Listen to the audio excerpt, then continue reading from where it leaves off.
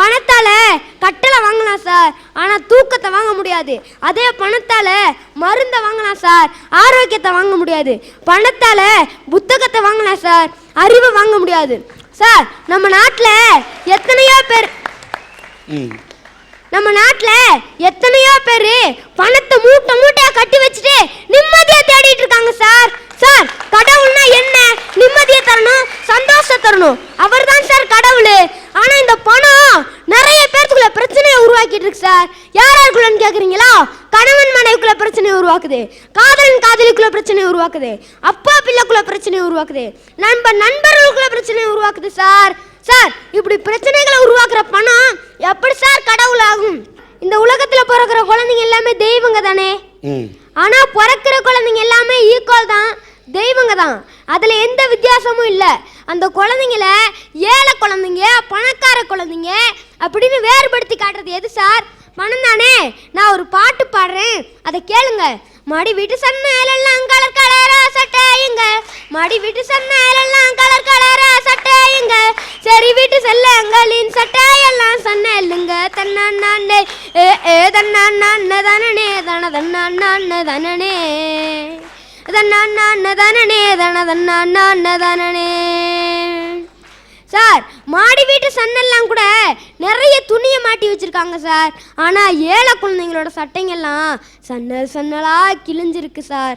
அதனால தான் ரூபா நோட்டுல காந்தி தாத்தா தான் சிரிச்சு தான் இருக்காரு நல்லா சூப்பரா, ஆனா அழுதுட்டு போறாரு இளைஞ கனவுல, ஆனா அழுதுட்டு போறாரு இளைஞ கனவுல.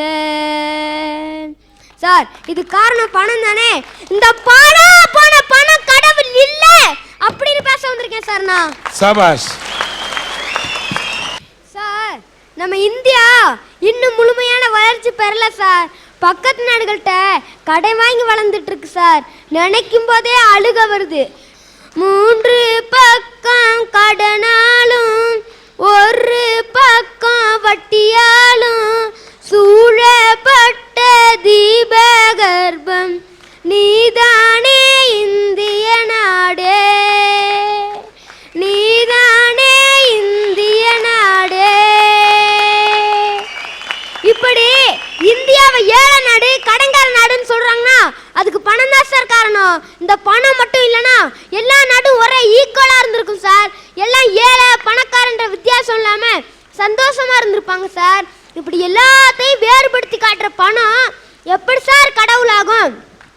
சார் இந்தியாவை உலக நாடுகள்லாம் திரும்பி பார்க்குதுன்னா அதுக்கு இந்த தேசம் சேமிச்சு வச்சிருக்க காசு காரணம் இல்லை சார். இந்த தேசம் சேமிச்சு வச்சிருக்க கல்வி செல்வம், இந்த தேசம் சேமிச்சு வச்சிருக்க கலை செல்வம், இந்த தேசம் சேமிச்சு வச்சிருக்க ஆன்மீக செல்வம், இந்த தேசம் சேமிச்சு வச்சிருக்க இயற்கை செல்வம், இந்த செல்வங்க தான் சார் இந்தியாவை திரும்பி பார்க்க வைக்குது. காசு திரும்பி பார்க்க வைக்கல சார். சார் பணம் தான் நிம்மதி தரணும். ஒருத்தர் நம்ம நாட்டில இருந்து பணம் சம்பாதிக்கிறதுக்காக வெளிநாடு போயிருந்தாராமா. அங்கேயும் நிறைய பேர் பணத்தாசையால அடிச்சுக்கிட்டு சாகுறாங்களாமா. அப்போ அவர் சொல்றாரு, நம் நாட்டில் நிம்மதி இல்லைன்னு வெளிநாடு போயிருந்தேன், அங்கேயும் அடிச்சுக்கிறாங்க பணத்தாசையால, அங்கேயும் அடிச்சுக்கிறாங்க, அங்கேயும் அடிச்சுக்கிறாங்க பணத்தாசையால, அங்கேயும் அடிச்சுக்கிறாங்க. தன்னானே தன்னானே தன்ன தன்னானே தன்னானே தன்னானே தன்னானே தன்னானே தன தன்னானே தன்னானே தன்னானே.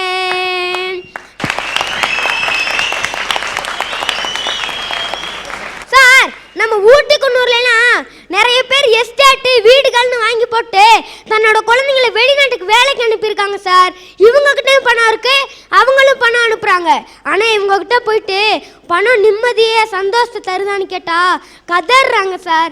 எங்களுக்கு பணம் முக்கியம் இல்லை, எங்கள் குழந்தைங்களோட அன்பும் பாசமும் தான் முக்கியம்னு சொல்கிறாங்க சார். அப்போ எப்படி சார் பணம் கடவுளாகும்?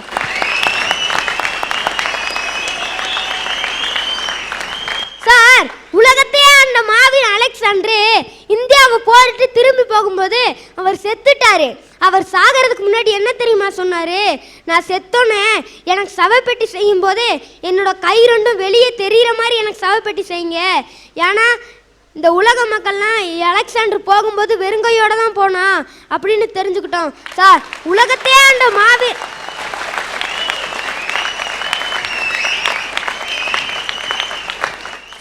உலகத்தையே அந்த மாவீரன் அலெக்சாண்டர் கூட பணம் முக்கியம் இல்ல, பணத்தினால எந்த உபயோகமும் இல்ல அப்படின்னு தான் சார் சொல்லிட்டு சத்தாரு.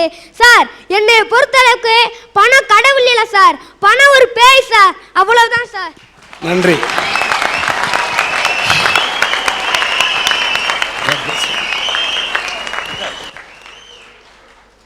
இந்திய நாட்டை நினைச்சு ஒவ்வொரு வார்த்தைக்கும் பேசும்போதெல்லாம் நோட்டை நினைச்சு பாடிக்கிட்டு இருந்த இந்த அலெக்சாண்டர் எங்க, நாட்டை நினைச்சு பாடின இந்த சிறுவன் எங்க சார்?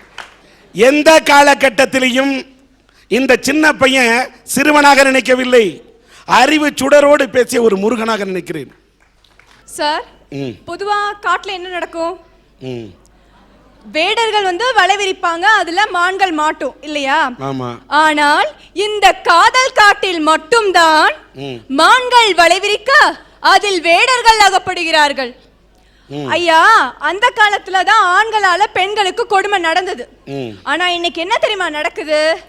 சில பெண்களால் பல ஆண்களுக்கு காதல் என்னும் பெயர்ல கொடுமை நடந்துட்டு தான் சார் இருக்கு. சபாஷ். ஐயா, ஒரு பையனும் ஒரு பொண்ணும் படிக்கிறாங்கன்னு வச்சுக்கலாம், லவ் பண்ணிட்டு இருக்காங்க. அந்த பையனால படிக்க முடியாது, சாப்பிட முடியாது, தூங்க முடியாது. ஆனா இந்த பொண்ணுங்க இருக்காங்க பாருங்க, நல்லா 3 நேரம் நல்லா சாப்பிடுவாங்க, நல்லா கொரட்டை விட்டு தூங்குவாளுங்க. எக்ஸாம் ரிசல்ட் வரும், பொண்ணுங்க கையில டிகிரி சர்டிபிகேட், பசங்க கையில டிகிரி கிளாஸ் தான் சார் இருக்கு. எக்ஸாம்பிளுக்கு நம்ம 10th + 2 ரிசல்ட் எடுத்துக்கலாம். பொண்ணுங்க தானே சென்டம் அடிக்கிறாங்க, பசங்களை எங்க படிக்க விடுறாங்க? அதனால தான் பொண்ணு மேல வைக்காத ஆசைன்னு சொல்லி நான் பேச வந்திருக்கேன்.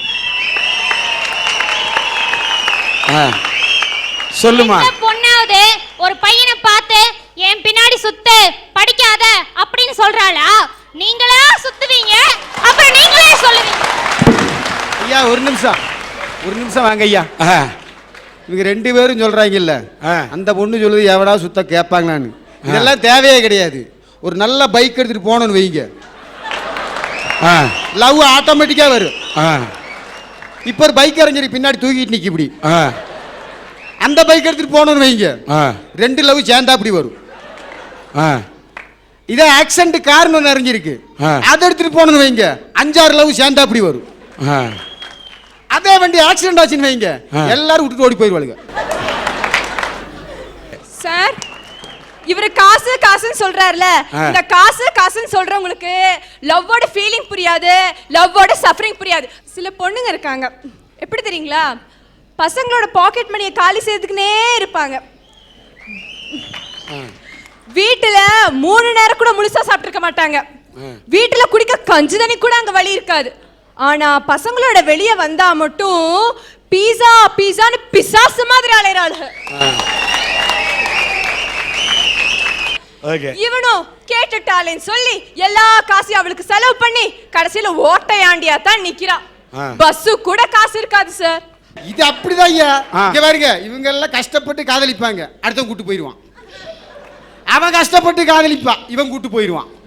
ஏன் தெரியுங்களா? காசுதான். இடையில காசு எங்க நிக்குதோ அங்க அவன் கூட்டி போயிடுறான். உண்மையான காதல்ன்றது மனசை பார்த்து வரணும் சார். இன்னைக்கெல்லாம் காதல் வருது.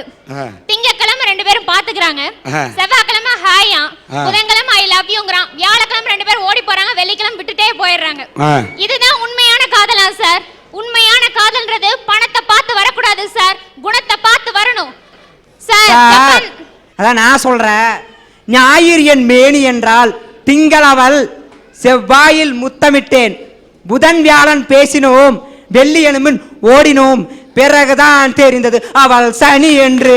சனி என்று. அப்பா, உனக்கு வேண்டுமானால் அவள் சனி, காதலி கிடைக்காமல் போனால் அவள் சனி, காதலி கிடைத்து விட்டால் அவனுக்கோ இதய கனி.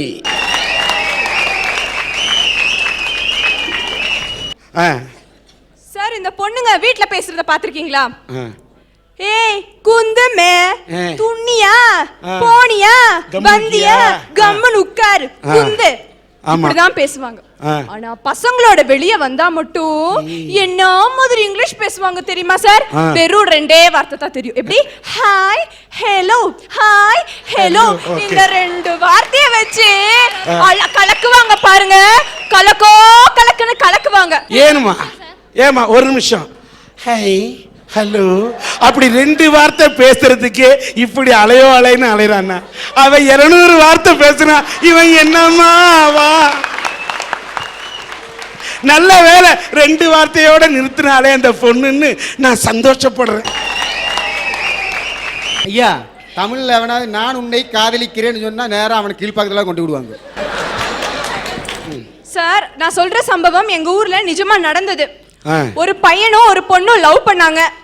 வீட்ல தெரிஞ்சிச்சு, ஓடி போய் கல்யாணம் பண்ணிக்கிட்டாங்க. அடுத்த நாள் போலீஸ் ஸ்டேஷனுக்கு தஞ்சம் தேடி வந்தாங்க. அந்த பொண்ணு அவங்க அம்மா பேச்ச கேட்டுட்டு நீ எனக்கு வேண்டாம் சொல்லி அவனை உதறி தள்ளிட்டு போயிடுச்சு. இந்த பையனுக்கு அந்த தோல்வி தாங்க முடியாம பிளேட் எடுத்து அவனுடைய நரம்ப கட் பண்ணிக்கிட்டான். ஆனா கஷ்டப்பட்டு அவனை நாங்க ஹாஸ்பிட்டல் சேர்த்துட்டோம். ஹாஸ்பிட்டல்ல அவனுக்கு கையில 6 தையல் போட்டிருந்தாங்க. நாங்க வெளியே இருந்த அந்த நேரம் பார்த்து அந்த பையன் அந்த தையலை பிரிச்சு விட்டுட்டான். டாக்டர் சொல்லிட்டார், நரம்பெல்லாம் சுருண்டு போயிடுச்சு, இனிமே இந்த லெஃப்ட் ஹேண்ட் அவனுக்கு விளங்காதுன்னு சொல்லிட்டான். அவனால தாங்க முடியல சார். நான் போய் கேட்டேன், ஏன்டா இப்படி போய் செஞ்ச அப்படின்னு கேட்டதுக்கு அவன் என்ன தெரியுமா சார் சொன்னா? காலப்போக்குல எங்க அம்மா முகத்தை பார்த்தோ எங்க அப்பா முகத்தை பார்த்தோ நான் அந்த பொண்ணை மறந்துடுவேன். அவளை மறக்க கூடாதுன்னா இந்த கையை பார்க்கும் போதெல்லாம் அவளை ஞாபகப்படுத்தும். நான் அதனாலதான் இந்த மாதிரி செஞ்சேன்னு சொன்னா சார் அவ. சார், எந்த தோல்வியை வேணாலும் ஈடு கட்டிடலாம். ஆனா அந்த மனசுல விழுந்த அந்த முதல் காதல் தோல்வி இருக்கு பாருங்க, அதை எதை வச்சாலும் ஈடு கட்ட முடியாது சார்.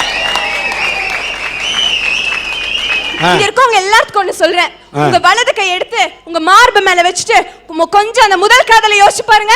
முதல் காதலும் ஞாபகம் வரும், அந்த முதல் காதலியும் ஞாபகம் வருவா, அந்த காதலியால உங்க மனசு பட்ட தோல்வியும் ஞாபகத்துக்கு வரும் சார். அது ஒரு முள்ள மாதிரி உங்க மனசுக்குள்ள இருந்து குத்தி குத்தி குத்தி உங்க மனசைய ரணமாக்கிடும். அவ லவ் பண்ணும்போது அந்த பொண்ணு மேல முழுசா நம்பிக்கை வச்சிடுறான். இவதான் என்னுடைய வாழ்க்கை துணைவி, இவதான் என்னுடைய வெள்ளி குத்து விளக்கில் விளக்கேற்ற போறவன் அவன் நினைக்கிறான். ஆனா அவ வெள்ளி இல்ல, வெள்ளிக்கு அடுத்து வர சனி. அந்த சனி பாதியில டாட்டா காமிச்சிட்டு போகும்போது அவனோட நம்பிக்கை அங்க அழிஞ்சு போகுது. அவன் தோல்விக்கு தள்ளப்படுறான்.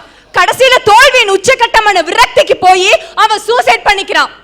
சூசைட் பண்ண தைரியம் இல்லாதவளா நடப்பினமா அலைஞ்சிட்டு இருக்கிறான். எல்லாரும் காதல் படம் பார்த்திருப்பீங்க, அதுல எப்படி பரத் பைத்தியக்காரனால அந்த மாதிரி.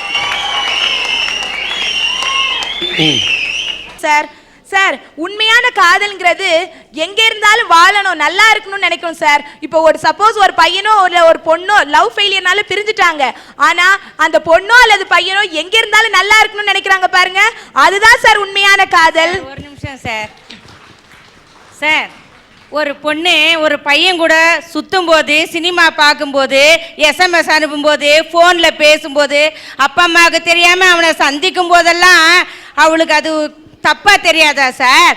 அவங்க அப்பா அம்மா திட்டுவாங்கன்னு அப்ப தெரியாதா சார்? அதை ஏமாந்து அவனுடைய உள்ளமெல்லாம் வெந்து போய் நொந்து போய் அவன் இதய காயமா இருக்கும்போது வசந்தமலைய சிவாஜியா சார் எங்கிருந்தாலும் நல்லா இருந்து வாழ்த்துறதுக்கு காதல் சார், ரியல் லைஃப் சார். அம்மா, எந்த பொண்ணு எந்த பையனு காதலிக்கும் போது தான் காதல் தோல்வி அடையும் நினைச்சு காதலிக்க மாட்டாங்க. எப்படியாவது வாழ்க்கையில சக்சஸ் ஆகணும்ங்கிற நம்பிக்கையில தான் காதலிப்பாங்க. அப்படி ஒருவேளை ஆயிட்டா கூட எங்க இருந்தாலும் நல்லா இருக்கணும்னு நினைக்கிறாங்க பாருங்க, அதுதான் உண்மையான காதல். சார், இந்த பொண்ணுங்க இருக்காங்க பாருங்க, செல்போனை வச்சுப்பாங்க. அது எந்த மாதிரி தெரியுமா? இந்த 10 ரூபாய்க்கு 3 போட்டு வைக்கிறாங்களே அந்த மாதிரி இருக்கும். இதுல ₹1 இன்கமிங் வச்சுக்கிட்டு பசங்களுக்கு மிஸ் காலா விட்டுட்டு இருப்பாங்க. நம்ம பசங்களும் அந்த மிஸ் கால் அட்டெண்ட் பண்ணி ஆகணுமேன்றதுக்காக அம்மா கடுகு டப்பால இருந்து திருடுறது, அப்பா பாக்கெட்ல இருந்து திருடி அவனோட காதல் டாப்பா இருக்கணும்ன்றதுக்காக டாப் ஆஃப் கார்டு போட்டு போட்டு அவனோட டாப் எகிரி போயிடுது. நான் ஒன்னு சொல்றேன், எந்த காதலி தன்னுடைய காதலனுக்கு மிஸ்டு கால் அனுப்புறாளோ அது மிஸ்டு காலா இருக்காது, மிஸ்டு காதலா தான் இருக்கும்.